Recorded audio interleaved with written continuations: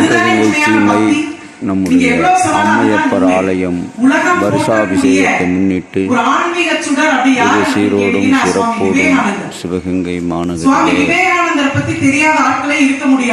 வருஷாபிஷேகம் நம்முடைய சிவகங்கை காஞ்சனங்கால் 21ஆம் நூற்றாண்டு சர்வதேச பள்ளி எதிராக அமைந்திருக்கின்ற அம்மையப்பர் ஆலயத்திலே இன்று 1ஆம் ஆண்டு வருஷாபிஷேகம் சீரோடும் சிறப்போடும் நடைபெற்றது. அதனைத் தொடர்ந்து பக்தர்களுக்கு அன்னதானம் வழங்கப்பட்டு மாலை சக்கந்தி சீர்காழி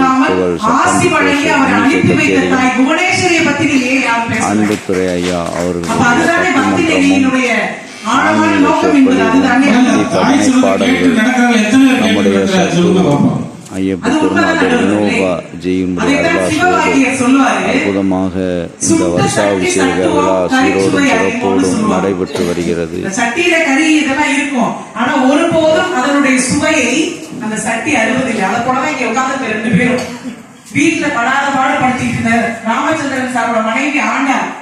அதுதான் ஒரு கவிஞர் அழகாக சொல்லுவார், ஆண்டாளுக்கும் இருக்கும் பெருமாளிடம் பகிர முடியாத அந்தரங்கம் இல்லையா? அல்லல் போகும் வலுவினை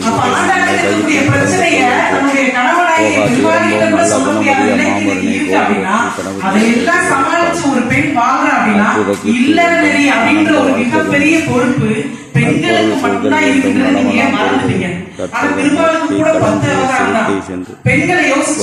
பணிந்து பாரி மகளாக, மருமகளாக, அன்னையாக, மாமியாராக, பாட்டியாக, அத்தையாக சொல்லி ஒவ்வொரு நாளும் ஒவ்வொரு அவதாரத்தை எடுத்து அதை நிறைவு செய்யக்கூடிய பண்பு பெண்களுக்கு மட்டும்தான் இருக்கு. இது ஏன் உங்களுக்கு புரியலன்றதான் எங்களுடைய கேள்வி. நடுவர் அவர்களே, ஒரு ஆண் இறந்து விட்டான் என்பதை டாக்டர், அதாவது மருத்துவர் தான் உறுதிப்படுத்துறார். ஆனால் இந்த உலகத்திலேயே ஒரு ஆண் வாழ்ந்து விட்டான் என்பதை அவரோடு பயணிக்கக்கூடிய மனைவியால் மட்டும்தான் உறுதி செய்யவே முடியும். அது எவ்வளவு பெரிய பாக்கியம்.